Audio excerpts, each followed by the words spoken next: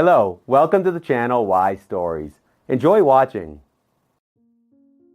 Well, Serafina Padilla, take the keys to your new life, said Sonora Mulatto, putting a bundle of 3 keys on a metal ring into Serafina's narrow palm. The girl stood as if in hesitation in front of the apartment door. Sonora Mulatto, laughing, took the keys and opened the door herself. "Oh, Serafina, don't be a stranger. The state is giving you this apartment. Just come on, live and be happy, start a new life, and here you are, completely pale. Come in." The woman opened the door and pushed Serafina inside. Following her, Zoe closed the door behind her. "Go ahead, look around, make yourself at home," she joked, walking into the room and pulling the curtains aside.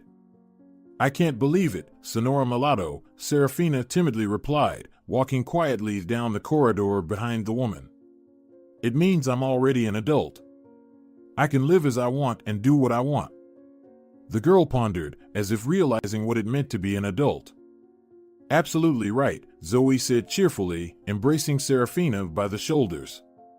"You're already a big girl, legally an adult, so you can confidently become independent right now." "But," Sonora Mulatto raised her finger meaningfully, "when it comes to doing what you want, there are questions." "My dear," the woman switched to a serious tone, "being an adult and managing your own life doesn't mean you should do what you want thoughtlessly. Being an adult means making responsible decisions, always taking responsibility for your life. Do you understand?" Serafina nodded in response. Sonora Mulatto had indeed been the caretaker of her and many other similar children in the orphanage for many years. Serafina never knew her father, and memories of her mother had become blurry and unclear over the years. She was not even 6 years old when her mother was deprived of parental rights due to continuous alcohol abuse and a complete lack of desire to raise her little daughter. Her mother could leave home and not return for several days, leaving little Serafina completely alone and without a crumb of bread. It was fortunate if the troubled mother managed to make arrangements with a neighbor before her next binge, which she often referred to as visiting for a while, to have her trustworthy neighbor Aunt Maria look after her daughter for an hour or two so she wouldn't get into trouble. Trying to persuade the alcoholic was pointless, and scolding her or appealing to her conscience was even more futile. Upon hearing reproaches directed at her, the mother would become furious and behave aggressively. Either the seasoned drunkard had a fit of anger, or somewhere deep within her, her conscience suddenly awakened. The mother would start yelling, showering both the neighbor Aunt Maria and her little daughter with foul street language, and cursing the whole world, which so unjustly forced a person to give up what their soul desired.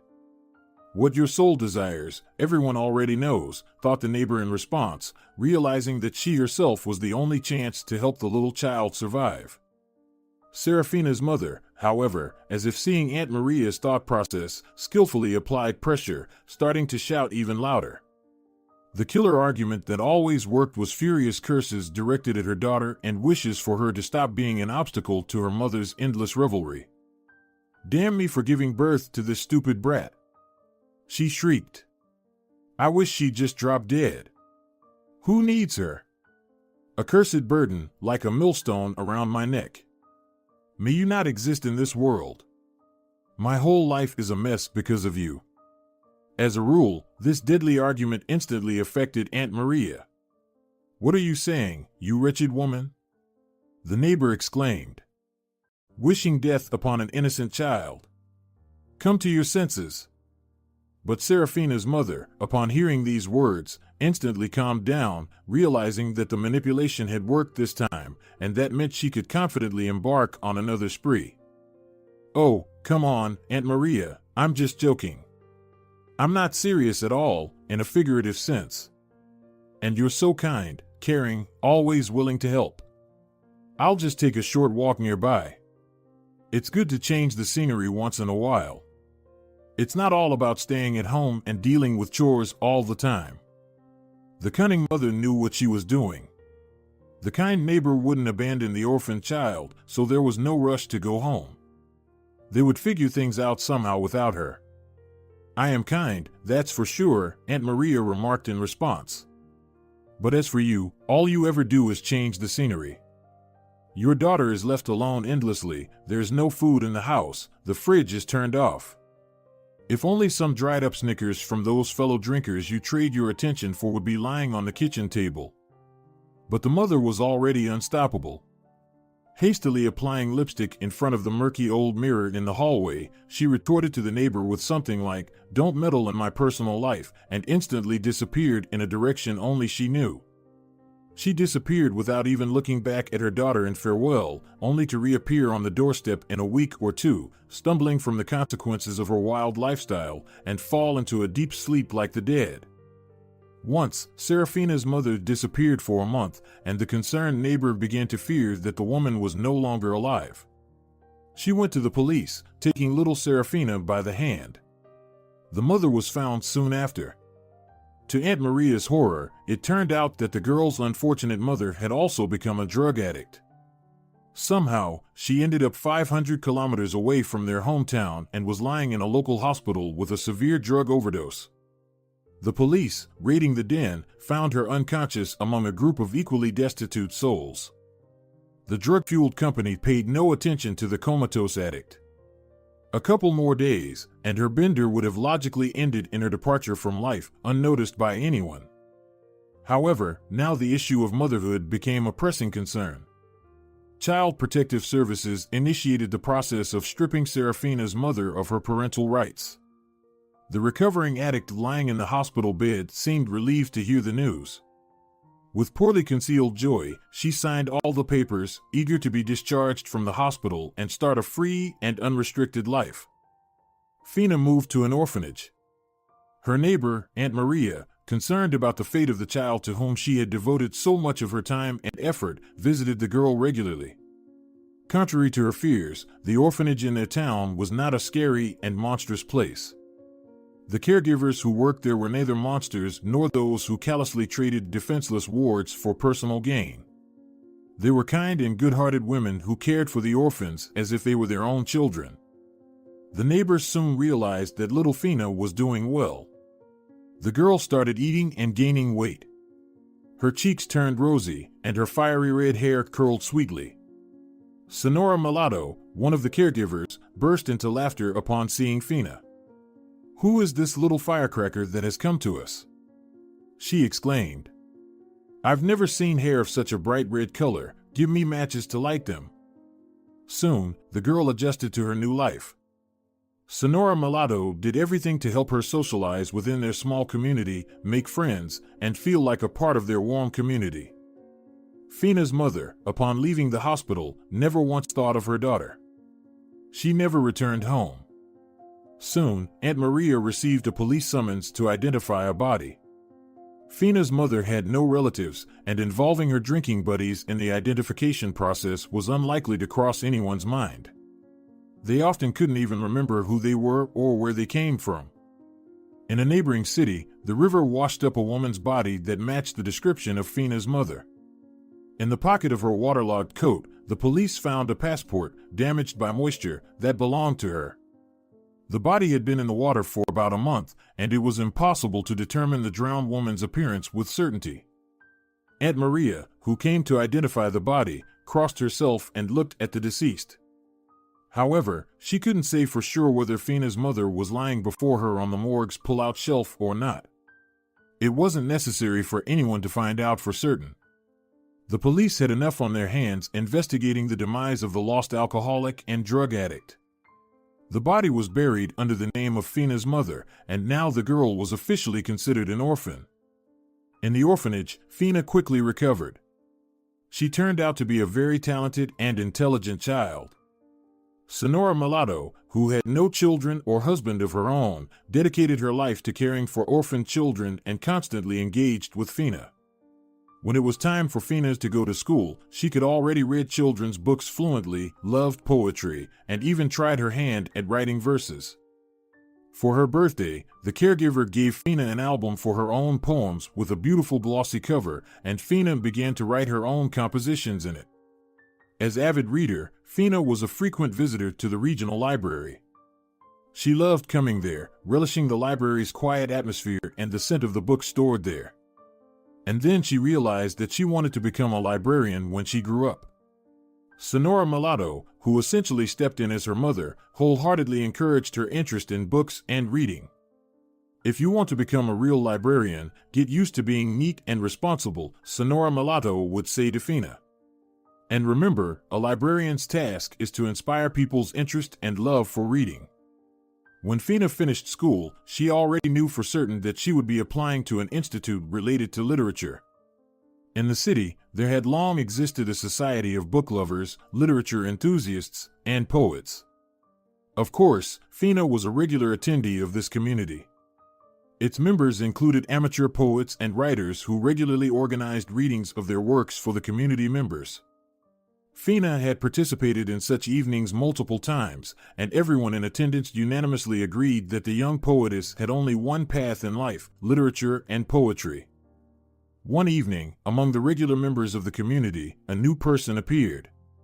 He was an elderly man in his 70s, of rather respectable appearance, who arrived at the community event in a foreign retro car with a driver and had a habit of smoking a pipe with fragrant tobacco. When Fina read her poems, the man enthusiastically applauded louder than anyone else and prophesied a bright literary future for the girl. In the city, he was considered a newcomer. It was said that not long ago, he had moved here from Capital, buying a house and deciding to exchange the round-the-clock noise of the big city for the tranquility of the provincial suburbs. One evening, Don Barcenas, as the man was named, invited those gathered after the community event to his mansion to celebrate his birthday.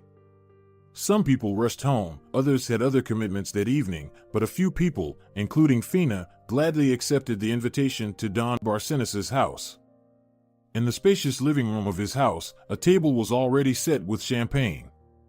Fina, who was 17 at the time, had never tasted alcohol. However, when they placed a delicate glass filled with golden sparkling drink in front of her, she found it awkward to refuse.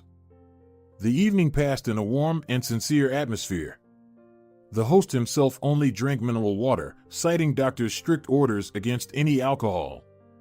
At the end of the evening, Don Barcenas asked his driver to take Fina back to the orphanage and hand her over to the caregivers. Sonora Mulatto, sensing a faint smell of champagne from Fina, became worried. When she found out where the girl had been, she gave her a lecture about not trusting every man. Among them were corrupt lovers of young girls, from whom one should stay as far away as possible. However, soon Don Barcenas personally came to the orphanage. The director and Sonora Mulatto were surprised by his visit and prepared to be on high alert for the sake of their child. Anyone could turn out to be such a visitor, and they couldn't be too careful. Don Barcenas, however, arrived with a proposal and asked those responsible for Fina for permission for her to help him organize the extensive library in his house. "I've heard that Serafina dreams of a career in librarianship," said the man to the director and the caregiver as he settled into a chair in the director's office. "And I can see where her love for books and reading comes from." He observed the tall bookshelves lining the entire wall, filled with books. The women responded cautiously to Don Barcenas's unexpected interest in Fina. His sudden interest seemed suspicious to them. Noticing this, the man laughed and reassured them. "I understand your skepticism, but you're worrying for no reason. I just want to help a gifted girl realize her dream. She's genuinely passionate about library work, not fashion and cosmetics like many other young girls of her age. I have 2 grandchildren myself, but unfortunately, I can't say the same about them. They have completely different interests, whereas Fina's enthusiasm for books and reading is truly remarkable. In my library, over the years, thousands of books have accumulated. Some are even quite rare and valuable." Upon hearing that the unexpected visitor himself had grandchildren, the women relaxed a bit.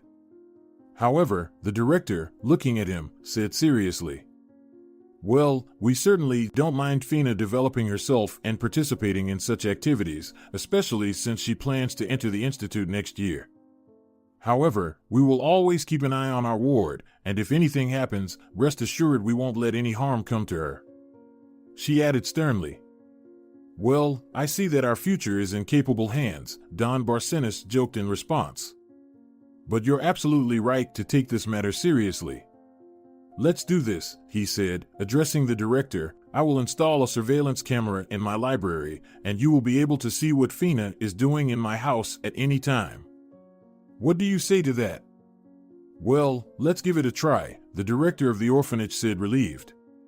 Fina, upon learning of the upcoming task, was overjoyed. Don Barcenas' house indeed had numerous books, and the opportunity to sort through them was like a dream come true for her. When the visitor left, and a happy Fina exited the director's office, the women exchanged doubtful glances. "He still seems rather strange, Zoe," the director said to the caregiver. "He doesn't really seem like the type who's interested in young girls, but there's still something suspicious about him." "Well, it's unlikely that we'll be able to dissuade Fina from this task now," Zoe replied. "He was honest when he came to consult with us. Even if he hadn't come, Fina would have found out about it from him anyway. Let's see how things go. Perhaps the girl will benefit from it." That was the decision they made. Fina helped Don Barcenas mainly on weekends. Early in the morning, she would hurry to his house to immerse herself once again in the unique world of various books, of which there were a great many in the library. Don Barcenas usually waited for the girl with a set table for breakfast. It was unusual for Fina to sit at a table with starched napkins and fine china, while the housekeeper poured her coffee or served hot pancakes with jam. However, Don Barcenas was an interesting and knowledgeable conversationalist, and Fina soon forgot about the surroundings, engrossed in yet another captivating discussion. Sonora Mulatto, however, kept a close watch on how her ward spent her time in that house. When Fina turned 18, her caregiver became especially serious. "Fina, now you're an adult," she told the girl. "Soon you'll start living on your own in your own apartment, which is provided to every orphanage graduate. But by then, according to the law, we won't be able to legally control your life anymore. Do you understand? Of course, you can always count on us, but all decisions related to your relationships with other people, especially with men, you will have to make on your own and only on your own. Always remember that your own desires and interests are paramount. Never give in to persuasion if someone tries to make you do something you don't want to do. Don't agree to anything like that, even if they offer you money for it. If you see it, run away from such people." Fina understood what Sonora Mulatto was talking about and who she was talking about, but Don Barcenas had never done anything like that to her. On the contrary, he behaved like a caring grandfather, as if he were Fina's own family. The girl, who had never had a grandfather or even a father, was delighted with such treatment.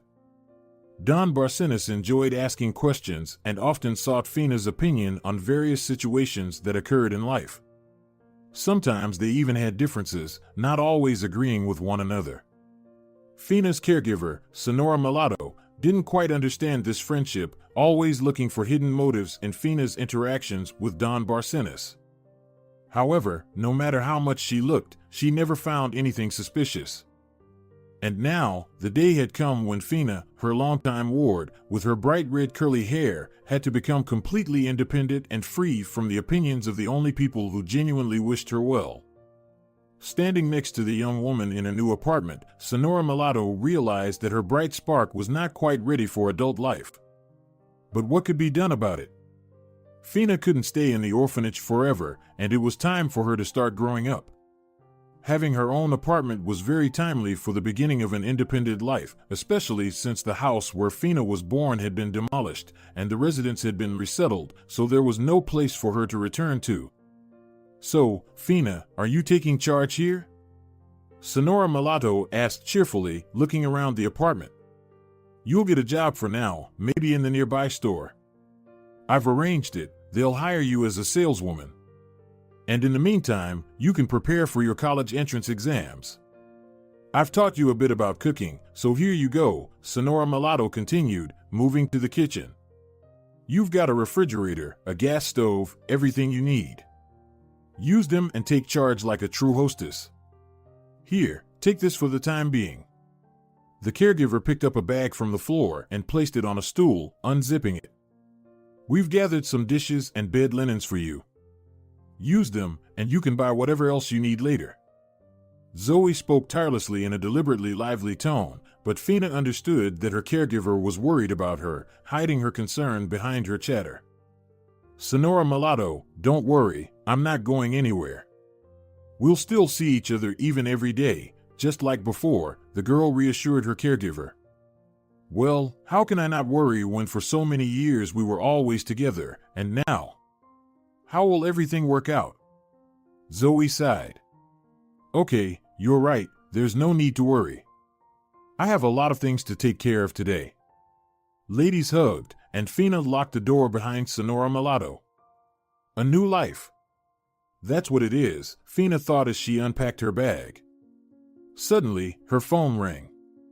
Upon learning that Fina was celebrating her birthday, Don Barcenas insisted on giving her a personal gift and handed her a new mobile phone. Refusals are not accepted, he said, seeing Fina's hesitation about accepting the gift. After all, I want to stay in touch with my assistant. What's so strange about that? Fina answered the call, and it was indeed Don Barcenas, asking her to come over today. She promised to be there soon as she unpacked her things and got settled in her new place. Within an hour and a half, she was entering Don Barcenas's mansion. The host, holding a book in his hand and smoking a pipe with aromatic tobacco, sat in an armchair by the fireplace in the living room. So, how are you settling in? He asked when he saw Fina entering. Come in, have a seat. And while you're at it, tell me where you've decided to work before entering college. Fina sighed in response. She didn't really want to work at the store where Sonora Mulatto had arranged for her. I don't really want to work in that store, of course, but where else can I go? She said. Well, you don't have to work at that store if you don't want to, Don Barcenas said. In fact, I wanted to offer you something. What do you say if I hire you myself? You'll do the same things you're doing now, organizing my library, helping me catalog books, and sometimes just keeping me company. After all, we're friends, aren't we? Fina smiled in response. She liked the offer, but remembering Sonora Mulatto's guidance and warnings, she hesitated and said, That would be very nice. Thank you for your care and support, but Don Barcenas, why are you showing such kindness to me? You have your own grandchildren and children, I assume. You never talk about them. Fina, my dear, Don Barcenas said thoughtfully, as if deciding on something, and continued, I've wanted to talk to you for a long time, and now I think the time has come. Look. He took a photo out of the book he had been holding and handed it to Fina. It was a picture of a young man with fiery red, curly hair. Fina looked at the photo with puzzlement, not understanding why Don Barcenas was showing it to her, and asked, This must be some relative of yours, maybe your son or grandson. Well, not a grandson, Don Barcenas chuckled. But you're right, he's a relative. And not just a relative, but my own son, he said, suddenly becoming serious. A son who, unfortunately, made many mistakes in his life and has now left this world. Sadly. What happened to him? Fina asked sympathetically. Please tell me. It's a sad story, Don Barcenas replied. Probably, as a father, I didn't pay enough attention to my son, and trusting his upbringing to my wife and various nannies, he shook his head mournfully. I'm wealthy, Fina, very wealthy. I inherited a multi-billion-dollar business from my father, which I have further expanded in my lifetime. However, I overlooked the most important thing, passing it on. When I was young, I foolishly believed that making money, growth, and prosperity were the main values. I missed out on many things, not understanding the role of a father in raising his child. And my only son grew up as a complete egotist, used to the idea that the whole world revolved around him. His caring mother surrounded him with luxury and attention from a young age, asking for nothing in return. The boy grew up with a sincere belief that everyone owed him, and he owed nothing to anyone. But me. What was I thinking? Now it's too late to change anything. The path my son chose for himself ultimately led him to ruin. The old man sighed and fell silent. Fina listened patiently, feeling sympathy for him but still not understanding the purpose of this conversation. After a pause, Don Barcenas continued. From a very young age, my only son, Pasquale, showed a propensity for a corrupt and aimless life. Always having pocket money in unlimited quantities, he learned about alcohol, debauchery, and later, illegal substances at an early age. By the time he was 18, he was a full-fledged alcoholic who indulged himself without restraint, often living a reckless life. When I realized this, it was already too late. His mother fiercely protected him, hiding his escapades from me. I learned much later about his exploits from outsiders. My wife and I began to seriously quarrel over our son, which eventually led to the complete breakdown of our marriage. After the divorce, she moved away, demanding separate housing for herself and our son, as well as substantial monthly financial support. From this point, I had no influence over Pasquale whatsoever. Sometime later, my wife informed me that our son was getting married. Unfortunately, the girl he chose to marry turned out to be a gold digger targeting wealthy men. After the wedding, Pasquale didn't change his lifestyle at all. I tried to talk to him, to explain that his life should take a different path now that he was a husband and head of the family. In response, my son, who had been drinking all night and had only slept for a couple of hours, barely able to stand on his feet, laughed in my face. "Oh, please," Pasquale scoffed. The conversation took place in the morning, and his alcohol-laden breath was practically in my face. "Getting married wasn't my idea, it was Agata's," he continued in a drunken stupor. "She decided to get married, and what about me? I agreed to it just for fun," he chuckled. Pasquale's young wife, Agata, was pregnant. It seemed that she had no concern about her husband's lifestyle. The marriage lasted just over 3 years, during which Agata gave birth to another child. Believing that she had now secured her future through alimony for their 2 children, she calmly filed for divorce, and Pasquale didn't care at all.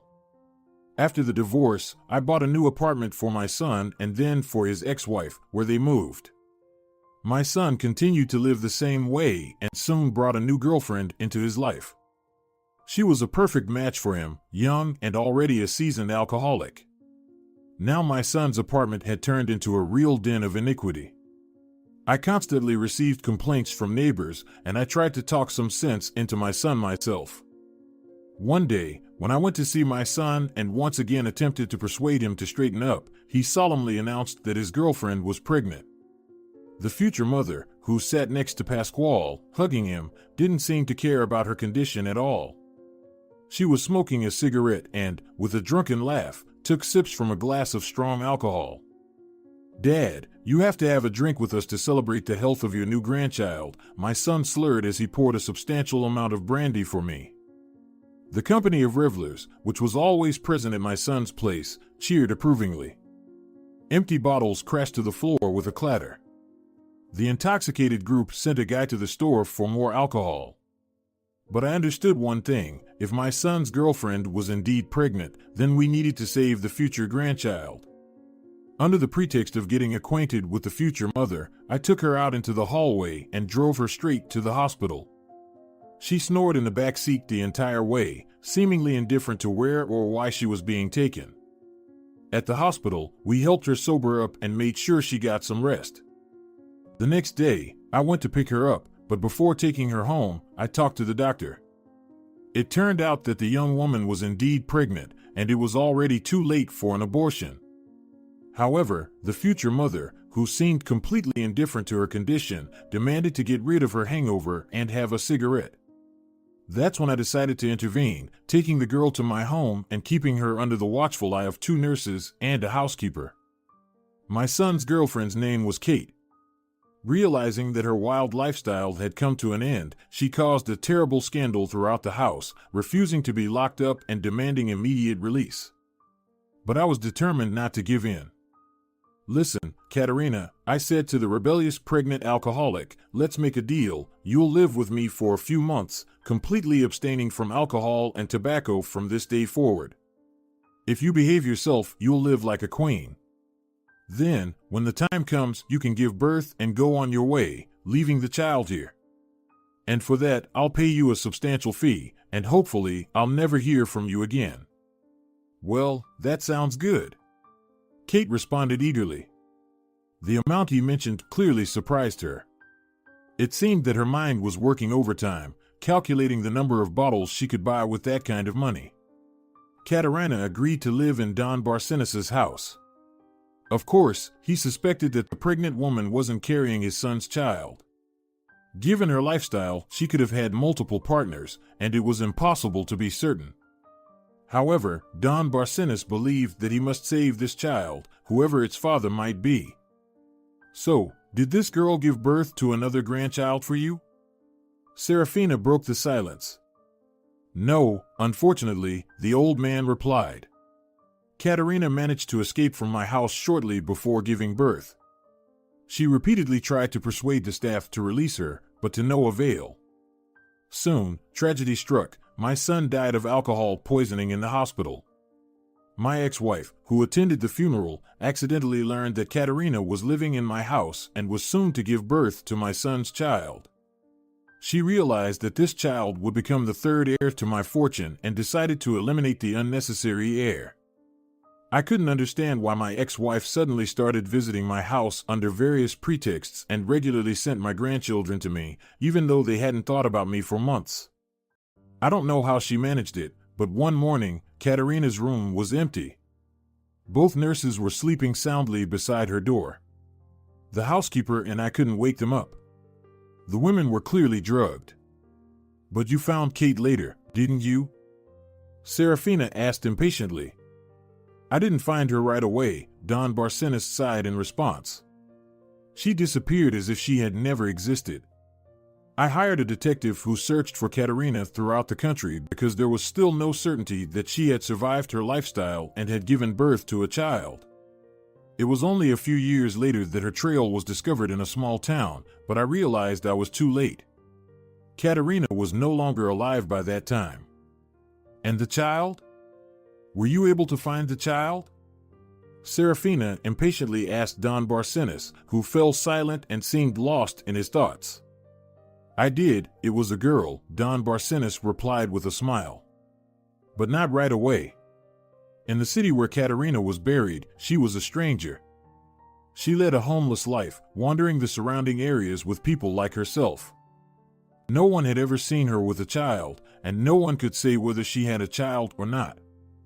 I had already concluded that Katerina either never gave birth or had a stillborn child, which wouldn't have been surprising given her lifestyle.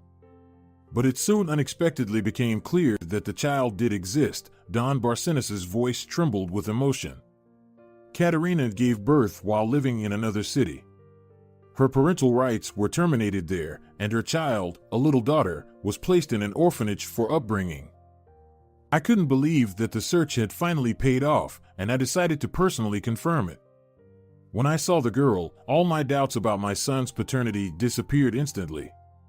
This girl was an exact copy of Pascual, my son." Don Barcenas fell silent, unable to contain his overwhelming emotions. Serafina patiently waited. Finally, the old man, having composed himself, continued. "I didn't immediately reveal my identity and observed the girl for several years. The more I observed her, the more convinced I became. My granddaughter, thank God, took after me rather than her father. She's a talented, smart girl. She was so different from my two other grandchildren. Raised by their mother, Agata, a money-hungry opportunist, and my ex-wife, they know no other values in life besides money. For them, there is nothing else but self-interest, but they are petty, malicious underachievers. I always knew that if something happened to me, I would never entrust them with my business. But now I'm at peace." Don Barcenas smiled joyfully. "Now I know who can be my successor. And I'm so proud of her. Do you want to know who this girl is?" Don Barcenas asked mischievously. Intrigued by his story, the girl eagerly nodded in response. The old man paused solemnly, looked at her again, and said, "This girl is you, Serafina." "How can it be me?" Serafina seemed completely puzzled and continued to look at the old man with astonishment. I don't understand anything, she muttered. Fina, it's true, Don Barcenas laughed. Imagine, you're my granddaughter. When I first saw you, I realized it in an instant. Who else could have such fiery red hair? You're one of us. So, I'm the granddaughter you've been telling me about? The girl said in amazement. So, I'm your granddaughter, and you're my grandfather? The old man silently nodded in response to Serafina's joyful question. And my mother is Kate. I never knew my father and grew up in an orphanage after my mother lost her parental rights. That's right. That's right. The girl couldn't contain her happiness anymore. Don Barcenas, Grandpa, is this really true? How happy I am that it's you who's my grandfather. Serafina, leaving behind any remnants of doubt, lovingly embraced her grandfather. Don Barcenas also beamed with happiness. But why did you only tell me this now? Serafina asked after pulling away. Yes, Fina, only now, and there are reasons for that, her grandfather replied seriously. When I found you and learned about you, I hadn't yet figured out what kind of life you were leading. I was afraid that such news might negatively impact you, as your life had already taken shape by then. But I never doubted one thing, that you were indeed my granddaughter. Look. Grandpa went to the bookshelf and retrieved an album with photographs from the bottom shelf. This is me in my youth. Now my hair is completely gray, but look at how I was back then. Serafina looked at the photo. The young man captured in the picture had fiery red hair, just like herself. Standing beside him in the photo was an older person. His hair had already been touched by gray, but it was clear that it was the same blazing red color. Hair color is a family legacy, Grandpa chuckled. In the photo, next to me, is my father. 2 of my other grandchildren have also inherited this hair color. And your dad, my son, was also a fiery redhead. However, we need to have a serious talk, granddaughter. Don Barcenas suddenly changed his tone. Unfortunately, my dear, time is forcing me to hurry. I'm very ill. The doctors have given me very little time, only 2 to 3 years, but that's under the condition that I live a calm, tranquil life without stress and worries. Oh, don't cry, Grandpa said, noticing that the news had deeply upset the girl. You're the heir of our lineage, and we've always been strong and confident people. Only my son, Pasquale, didn't follow in our footsteps, but you. You're undoubtedly one of us. Don Barcenas said proudly. And I didn't start this conversation for nothing. As I mentioned earlier, I want to be sure that I'm passing on our family business into capable hands. And now I see that those hands should be yours. Please, wait, don't argue, Don Barcenas said, seeing that his granddaughter was about to object. I understand that there will be a lot for you to learn. And even if something should happen to me, rest assured, there are several trustworthy and time-tested individuals involved in our business who will support you at first. I'm confident that you'll manage everything because you have the most important thing, our family character. And, of course, our family hair color, Grandpa chuckled. Besides, I don't plan on dying right now. On the contrary, I want to live and enjoy life. Grandpa, but I don't need anything from you, Serafina said. The most important thing is that I have you now. Besides, my siblings might get upset and resent me for you wanting to pass on the family business to me. Fina, you shouldn't worry about such things, Grandpa replied. Now you're my successor, and that comes with great responsibility. As for your brother and sister, my other grandchildren, don't worry about them. They'll also receive their share in the will, and our business is unlikely to interest them because what matters most to them is money. Unfortunately, those values were instilled in them by their mother, Agata, my son's ex-wife, and, of course, my ex-wife Irene, who raised my son so wrongly, and I, unfortunately, didn't watch over it. The old man fell silent for a moment. By the way, you'll meet your brother and sister soon. Wanting to talk to you, I called them from Capital yesterday, and they're already on their way and should be here any minute. Don Barcenas, lunch is ready. The housekeeper entered the living room wearing a neat white apron and stopped in the middle of the room. May I serve it? After receiving her employer's permission, the housekeeper disappeared, and from the dining room, there was a faint clinking of dishes. Grandpa and his granddaughters soon sat down for lunch, discussing Serafina's impending meeting with other family members. When the housekeeper brought coffee after lunch, a doorbell rang in the hallway. The host instructed her to go and open the door while he personally poured fragrant hot coffee into delicate porcelain cups. In the meantime, two newcomers entered the dining room, a young man around 20 years old and a woman around 25, both fiery redheads. Serafina immediately understood these were her brother and sister. When they saw the girl, the newcomers were clearly taken aback. They exchanged glances when Grandpa, after a warm greeting, introduced the new family member. When Serafina shook hands with her siblings, she couldn't help but notice their unfriendly glances concealed behind courteous smiles. The brother's name was Gregorio, and the sister's name was Marina. Having declined lunch as they had recently had a snack on the way, the siblings joined Grandpa and Serafina, who were having coffee. They were curious about the girl's life. Upon learning that she had a talent for literature and poetry, they asked her to read them some of her poems. Don Barcenas watched his grandchildren with delight, his face adorned with a happy smile. Evening came, and Serafina was getting ready to go home. She couldn't wait to finally feel like the true owner of her apartment. Don Barcenas bid farewell to his granddaughter with regret, taking her promise that she would come to his house again tomorrow.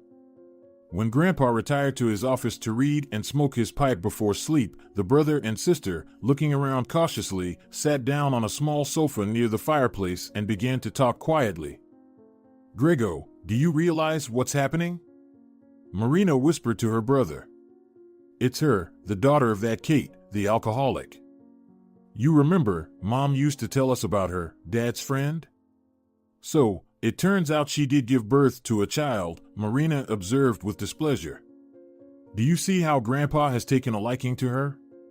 He's never behaved this way with us. Now we'll probably have to share the inheritance with this loser. You'll see, she'll grab a share of our money," she continued with hatred. Hearing the word money, Gregorio became alert. "Do you think Grandpa will leave everything to her?" Gregorio looked at his sister with doubt. "Well, who knows?" Marina replied. "The law of meanness hasn't been canceled yet. One thing is clear, we need to get rid of this orphan as soon as possible, by any means." The next day, everyone gathered in the living room of Don Barcenas's house again. After lunch, Grandpa thanked the housekeeper, who had started clearing the table, and turned to his three grandchildren. "Well, I see you've gotten acquainted with each other. I'm very glad about that. From now on, Serafina is as much a part of our family as you are, Mara and Grego. So, I think for you to get to know each other even better, you should spend more time together. Go somewhere, the three of you, have some fun. And you, Fina, I'll be expecting you tomorrow." "We still need to sort out the library," Don Barcenas said, hugging his granddaughter by the shoulders. "Go for a walk, and I have some business-related matters to attend to today," added Grandpa, heading to his office. When he left, Marina spoke to her sister Serafina in a deliberately cheerful tone. "Well, what ideas do you have? You know your city better, so you can lead the way. Where should we go first, and what should we do?" Serafina paused and thought. "Maybe we could go to the local history museum?" she suggested hesitantly, thinking that her brother and sister might not find visiting a museum all that interesting. Gregorio and Marina exchanged meaningful glances. Then Marina, discreetly nudging her brother with her elbow and nodding in Serafina's direction, said to him, "What a wonderful idea, don't you think, Grego? Museums are so interesting. I adore them." "Yes, it's a great idea," Gregorio chimed in with feigned enthusiasm. "We'll definitely visit the local history museum. Serafina, will you invite us to your place? Grandpa told us to get to know each other better, so we're very interested in your life. Plus, you've recently got an apartment," Gregorio added. "So, we'd like to come to your place right now. Will you treat us to coffee like a gracious hostess?" Of course, Serafina replied, thinking that maybe her new relatives weren't as materialistic and petty as Grandpa had described them. Seated in Gregorio's car, the relatives drove to Serafina's home. On the way, Serafina realized that she had nothing to offer her brother and sister as a treat, so she suggested stopping by a store. The family enthusiastically agreed. As Marina and Gregorio filled their cart with groceries and headed to the cashier, Serafina voiced her concern that she might not have enough money for everything, especially since her brother had chosen a fairly expensive bottle of alcohol, explaining that it was necessary to celebrate such an occasion. "Oh, don't worry, sister," Gregorio reassured Serafina. "We'll cover all the expenses ourselves, we have enough money for that. Your role is just to keep us company and set the table at your apartment like a true hostess." Soon, the siblings entered Serafina's apartment. Marina looked around when she stepped inside, her face displaying poorly concealed disdain. "Very cute and cozy, isn't it, Grego?" she said to her brother, casting a meaningful glance in Serafina's direction. Meanwhile, Serafina was busy at the table, arranging the snacks they had bought from the store. When everything was ready, her brother opened the bottle. "Well, we should celebrate this meeting," he said as he poured the alcohol into glasses. "I don't drink, guys," Serafina protested when she saw Gregorio pour a hefty amount of alcohol into her glass. "I've only tried champagne once in my life, and I didn't really like it," she added hesitantly. "Serafina, how come?" Her brother replied in surprise. "You don't drink at all? Never? Well, that's commendable," he continued confidently. "You're doing great. But you're an adult now, right? You have us, your family. Don't you want to show us some respect? Besides, we're your guests now." Gregorio put on an offended expression. "Serafina, Grego is right," Marina chimed in. "You should show us some respect. Maybe you don't know this, but there are certain rules of conduct for hosts who receive guests, and this is a very good drink, and it goes down smoothly. Why don't you have a few sips out of respect?" Gregorio promptly raised a toast to celebrate the meeting. Serafina, taking a small sip, realized that the drink was indeed much stronger than she initially thought. Her head started to feel fuzzy, and the room around her seemed to sway, like when she had taken a boat trip on a river. Through the haze, Serafina momentarily felt like she was standing on the deck during one of those river excursions, organized by their caregiver Sonora Mulatto during the season. She had a brief sensation of being on one of those excursions. Her thoughts were muddled, and she found herself holding another glass poured by her brother, containing another dose of the intoxicating beverage. "Drink," she heard through a fog, and those words echoed in her head, as if bouncing off the walls of a deep stone well. Already on the verge of losing consciousness, Serafina felt something being poured down her throat against her will. Unable to swallow the liquid properly, she began to choke. "Hold on," Marina hissed at her brother. "She might choke, God forbid. Then you'll have to answer to Grandpa for her. It's known that she left with us."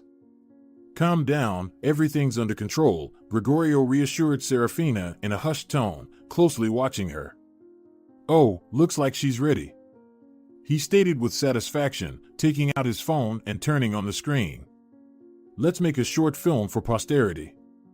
It might come in handy later if our little sister proves to be uncooperative. And then we'll call Grandpa, right, Fina?" he added playfully, dialing his grandpa's number via video call. "Come on, sister, tell Grandpa how much you love him. Go ahead." Gregorio placed the phone in front of Serafina's face. The young woman, struggling to open her eyes, looked at the screen. Seeing her grandfather on the screen, she giggled drunkenly and, with a tongue heavy from alcohol, managed to say, "Grandpa, hi, it's me. Granddaughter, what's happening? Are you feeling unwell?" Her grandfather's voice trembled with concern. "No, I'm feeling very good. We just had a bit to drink," Serafina added, her tongue slurring, then she swayed and fell to the floor, instantly falling asleep. Don Barcenas ended the video call. The brother and sister, exchanging glances, burst into laughter and high-fived each other. Their plan had worked. Now Grandpa would think 100 times before making any decisions, now that he had seen what his beloved new granddaughter was capable of. Disconnecting the video call, Don Barcenas clutched his chest. Had he made a mistake in endowing Serafina with qualities she didn't possess? Would she, the child of wayward parents, now follow in their footsteps? I need to go to her immediately, Don Barcenas decided, pressing the button to call the housekeeper. Suddenly, he felt a crushing sensation in his chest, as if it were caught in a vice. He swayed, almost losing consciousness from the pain, but managed to stay on his feet. Soon, the housekeeper arrived in response to his call. "Quickly," he said, his voice barely audible. "Tell the driver to bring the car." "We need to leave urgently," he whispered, then collapsed unconscious. Serafina struggled to open her eyes and looked around in surprise. She was lying on her couch at home, with a table filled with leftover snacks, overturned glasses, and an empty bottle lying on its side nearby. She tried to get up, but her head was spinning dangerously. What happened here? What's going on with me? She wondered aloud. Her memories suddenly flooded back. Her brother and sister, where were they? They had been here, with her. This gathering to celebrate and get to know her relatives. Serafina, turning her head with great effort, glanced at the wall clock, which showed 6 in the morning. How long had she slept? Apparently, the celebration had stretched into the evening. But what happened afterward? She couldn't remember anything. Did I drink alcohol? She wondered, feeling a strange and unpleasant taste in her mouth. My brother and sister brought alcohol with them yesterday, she remembered. Feeling worse than ever, Serafina managed to get up, went to the kitchen, and put on a kettle. Upon seeing the previous day's snacks, now stale on the plates, she felt a wave of nausea. She had no appetite. After drinking some coffee, she cleared the table, set an alarm for 9 in the morning, and lay back down on the couch, falling asleep once more. When she woke up, she took a shower, but her lack of appetite persisted. She began to get ready to visit her grandfather. Usually, she would arrive at his house around 10 in the morning. They would have breakfast together, drink coffee, and then she would start working on organizing her grandfather's library. Today, she realized she might arrive later than usual. Dialing her grandfather's number, Serafina intended to let him know that she would be coming later today. However, there was no answer from his phone. Unable to reach him, Serafina decided to go to his house. The door, as usual, was opened by the housekeeper. To her surprise, Serafina found that no one was home.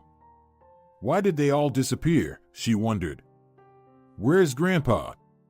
Serafina asked the housekeeper, who had entered the living room and started cleaning up. Don't you know? The housekeeper exclaimed as she dusted the bookshelves. Don Barcenas is in the hospital, in critical condition. He's in the intensive care unit.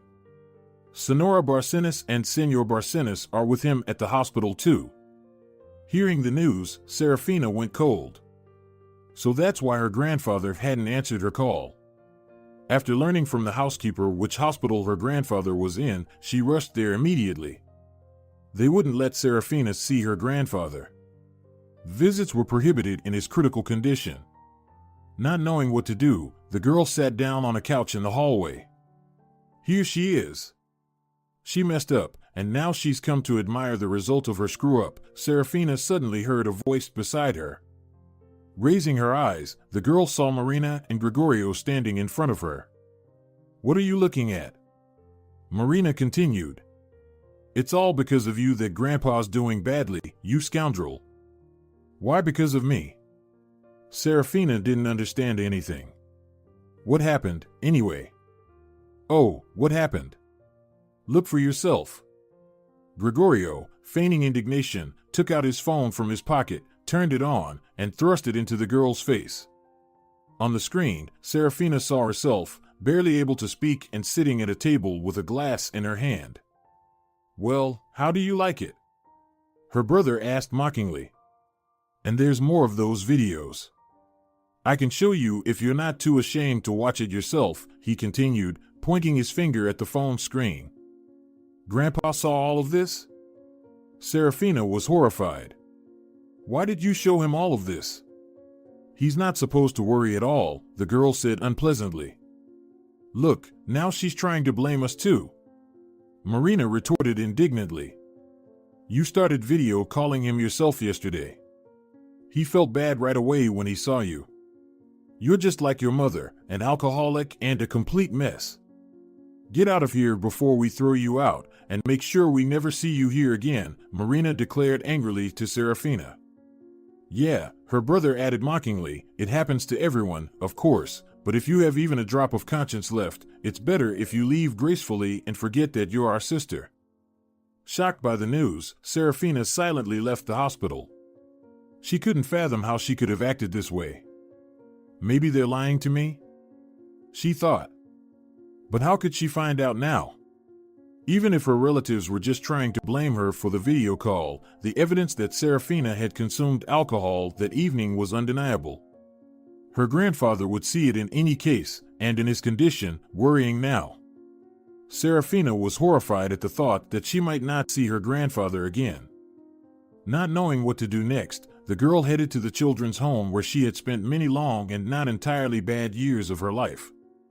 When she encountered unpleasant situations or simply didn't understand things, Serafina always knew who to turn to for help. Her caregiver, Sonora Mulatto. As she made her way there, the girl suddenly realized that her caregiver still didn't know the news about Don Barcenas and her new relatives. Events had unfolded so quickly that Serafina hadn't even had a chance to share all of this with the person who had become practically a family to her over the years they had spent together.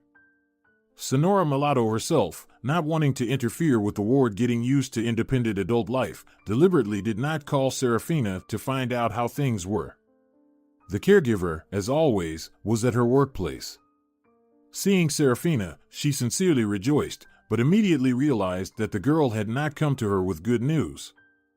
When the ward told her everything that had happened over these 2 days, Sonora Mulatto was simply amazed. Life. It's more twisted than any movie. No one expected such a turn of events. I really don't know what to do now, Sonora Mulatto, Serafina said helplessly, finishing her story. I'm most afraid that my grandfather will start thinking badly of me. As for this inheritance, I immediately said that I didn't need anything, but my grandfather believes that I'm the one suited to be the successor of his family business. Maybe my brother and sister don't want me to be considered the heir to our grandfather's vast fortune either. I'm starting to think that they deliberately staged this alcohol story to discredit me in front of him.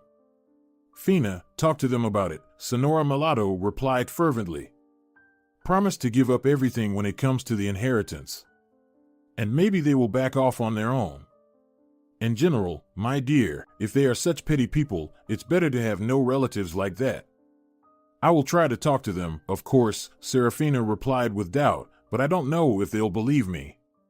When my grandfather talked about them, he spoke very unfavorably about them, saying that besides money, these people are not interested in anything in the world. And our grandfather is a billionaire, Serafina said with meaning. They judge by themselves, and they would never give up such an inheritance themselves. They need full guarantees that I won't get anything. Then you should try to talk to your grandfather and explain everything to him, Sonora Mulatto advised. Moreover, he remains the main figure here, the caregiver confidently added. The girl nodded in agreement and, saying goodbye, left Sonora Mulatto's place. When she went outside, Serafina decided to talk to her relatives once again and headed back to the hospital. They still didn't let her see her grandfather, and there was no sign of Marina and Gregorio anywhere. Asking the nurse who was sitting at the nursing station in the hall, Serafina found out that her relatives had recently gone home. Determined to talk to them, Serafina headed for her grandfather's house. Marina and Gregorio were sitting at the grandfather's dining table, waiting for the maid to clear the dishes after the soup, bring the hot dishes, and leave the dining room. The brother and sister began to eat, discussing the situation that had developed. So, what now? Gregorio asked, gnawing on a roasted turkey leg. Maybe our little sister has already been neutralized, and we can relax on her account? I doubt it, Marina replied, dabbing her lips with a starched napkin. We don't know what our grandfather will say when he gets better. And don't forget that as soon as he came to his senses, he immediately called a notary to the hospital. The sister shook her head significantly. What does that mean? It's unclear for now. Well, maybe he decided to change something in our favor. Gregorio suggested. Why all of a sudden, if we already considered ourselves the main heirs? Marina retorted. I think the most important thing is not to let this Serafina explain herself to our grandfather. Let her remain a flawed daughter of her alcoholic mother in his eyes, like the apple doesn't fall far from the tree, and so on. Couldn't handle her alcohol, broke loose. How can we entrust her with our business after that? But he wasn't planning to entrust us with the family business either, the brother remarked. Grego, why do we even need it? The sister responded. We should get the inheritance, and then we can push grandfather into a more expensive business, divide the money, and that's it.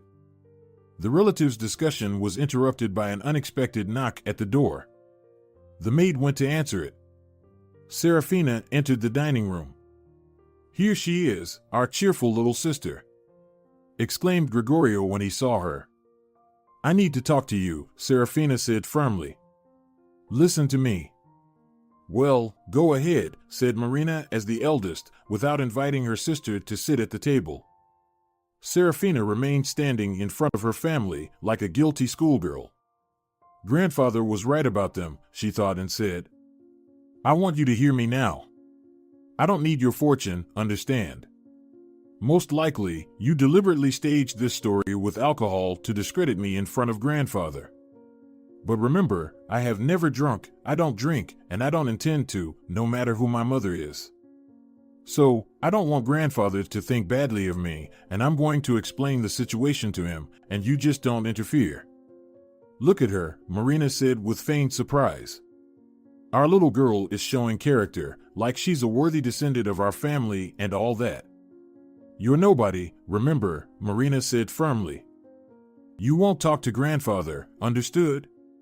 Where's the guarantee that you won't deceive him and he won't leave you all his estate? We don't want to be left with nothing, got it? Grandfather was right about you, Serafina said confidently. Money is the only value in your life. And what if I give my word right now that I'll give up everything? Brother and sister exchanged glances and burst into loud laughter. Either you're completely crazy or too cunning, said Marina, still laughing. Who in their right mind would voluntarily give up a multi-million-dollar fortune? That's enough of playing games with our heads, the sister decisively concluded. You leave here now and never come back. And if you disobey, know that grandfather will see all those videos that Grego shot during that party. And our grandfather absolutely cannot be upset, Marina added mockingly. In the hallway, the phone rang. The maid answered the call and, after a brief conversation, hung up. Entering the dining room, she informed the three young masters. Senora Marina Barcenas, Senor Gregorio Barcenas, Senora Serafina Padilla, they called from the hospital. Your grandfather, Don Barcenas, has just passed away. His heart stopped, and all the measures taken by the doctors had no effect. What a piece of news! Exclaimed Gregorio, surprised. Unexpected. Well, what now? Marina said emphatically, addressing Serafina. I hope the issue is settled now. You won't be able to talk to grandfather anyway, so we don't detain you here anymore. I hope you haven't changed your mind about the inheritance. Are you refusing, as you assured us earlier? So, yes or no? I don't want anything from you, Serafina cried bitterly. Grandfather, how could this happen? I just found out about you not long ago, and now I've lost you, she sobbed. How touching. I'll cry too now, Gregorio cynically pretended to mourn. Well, if we've clarified everything, then goodbye, Marina said, paying no attention to Serafina's tears. And, by the way, don't even think about showing up at the funeral. You have no business there. And you know, my advice, forget this whole story as soon as possible, Marina added coldly. Devastated by grief, Serafina left her grandfather's house and went wherever her eyes led her. She simply didn't know how to go on living, blaming herself for his death. Her brother and sister had acted despicably, but where had she been looking? Suddenly, the girl realized where her feet were leading her. Ahead, the familiar stone fence of her childhood home loomed. Unable to hold back her tears, Serafina found Sonora Mulatto and cried on her chest. The frightened woman rushed to get a sedative, not understanding what was happening and not knowing how to calm the girl. Pouring water into a glass and adding the medication, the caregiver almost forced the girl to drink its contents. While the girl drank from the glass, struggling to swallow, the caregiver patiently waited, knowing that something terrible had happened. Finally, Serafina calmed down a bit and managed to tell what had happened. Poor girl, how many hardships she has endured in her short life, thought Sonora Mulatto, patting Serafina on the head.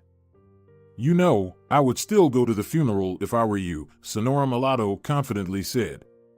You are just as much a granddaughter as your brother and sister.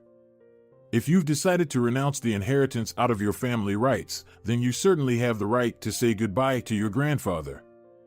Especially since you couldn't see him by the will of your relatives. But I still don't understand why you decided not to accept the inheritance along with your brother and sister. You've made a mistake by going along with them, the caregiver added. Serafina didn't reply. Her strength was depleted, and all she wanted was to rest and forget about everything. Encouraged by Sonora Mulatto, the girl calmed down a bit and went home. When she reached her apartment, she immediately lay down on her bed and fell into a deep sleep. The grandfather's funeral was scheduled for 3 days later. After giving it some thought, Serafina decided that Sonora Mulatto was right. No one had the right to prevent her from saying goodbye to her relative.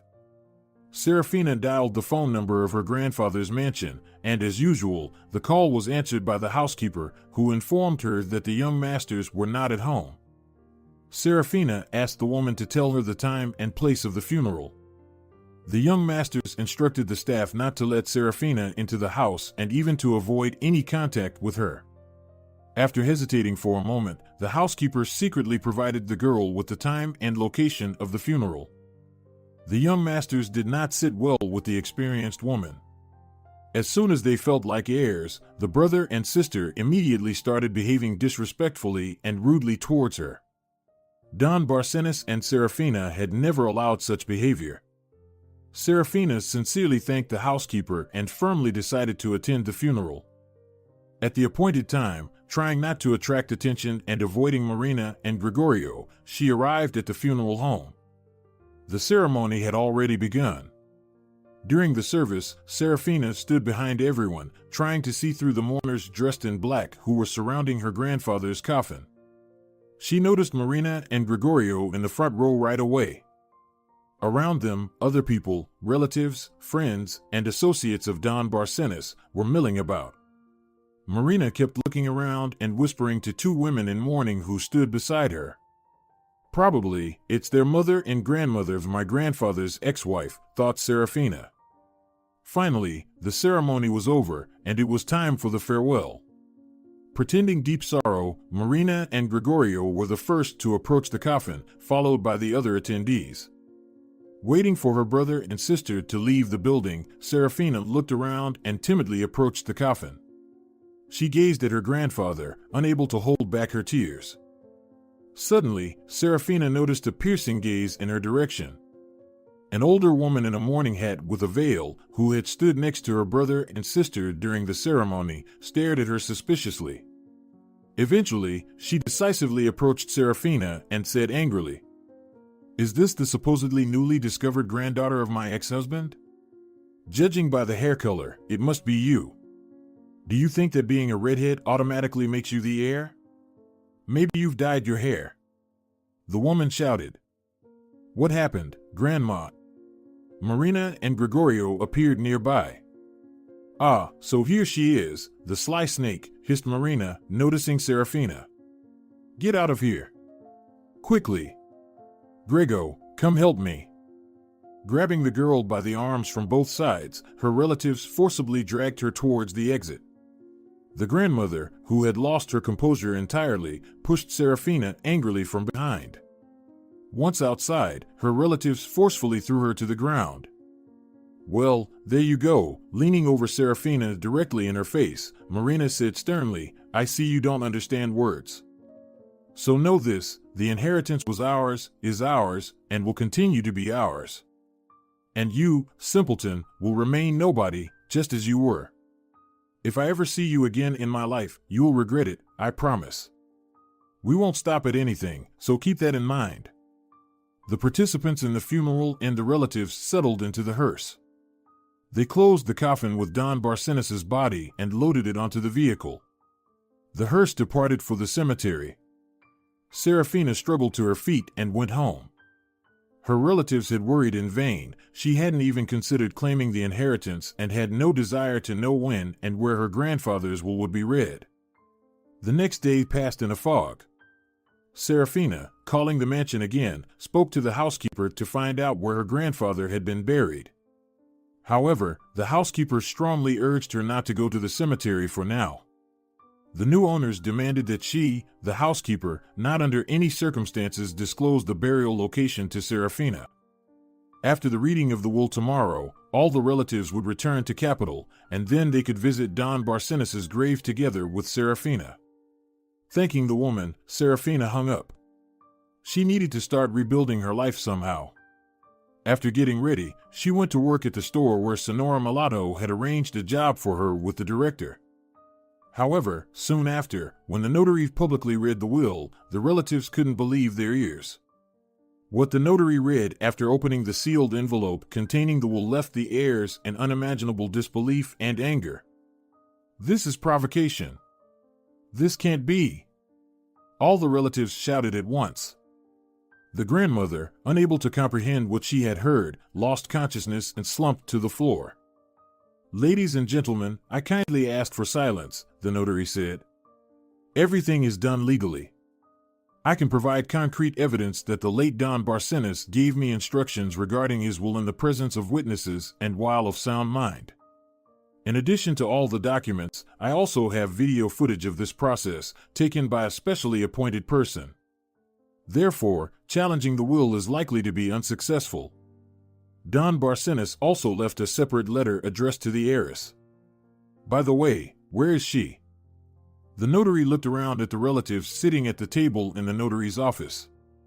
Serafina was cleaning her apartment. Tomorrow would be her first day at work in the store. She decided that in the coming days, she wouldn't have time for cleaning, so she wanted to tidy up in advance. Suddenly, the doorbell rang. Dropping a wet rag, Serafina left it on the floor and went to answer the door. There stood a young man in a business suit. "Are you Serafina Padilla?" he asked the girl. "I'm the assistant to the notary whom your grandfather, Don Barcenas, entrusted with preparing his will. You are urgently needed at the reading. I've been instructed to bring you to the notary's office right away. Please set aside all your tasks for now and come with me. Everyone is waiting for you." Serafina's appearance sparked audible discontent among the relatives. The notary called for silence, and they all fell quiet as he continued. "Don Barcenas entrusted me, in the presence of all the relatives, to read a letter addressed to his heiress, Serafina Padilla. The text of this letter exists in written form, and it is also recorded on video, where the late Don Barcenas himself reads its contents. Please familiarize yourselves with it," said the notary, and began reading the letter. "My dear granddaughter Fina, I suspect you won't be very pleased with what you hear, and there are reasons for that, but I've thought everything through carefully before making arrangements in case of my death. Know that I have never doubted you for a second. I was, am, and always will be convinced that you are the most deserving heir to my estate. Therefore, I leave all my movable and immovable property, as well as our family business, solely to you. I implore you not to reject such a gift and not to succumb to the provocations of your new relatives. You are the only hope for our family business.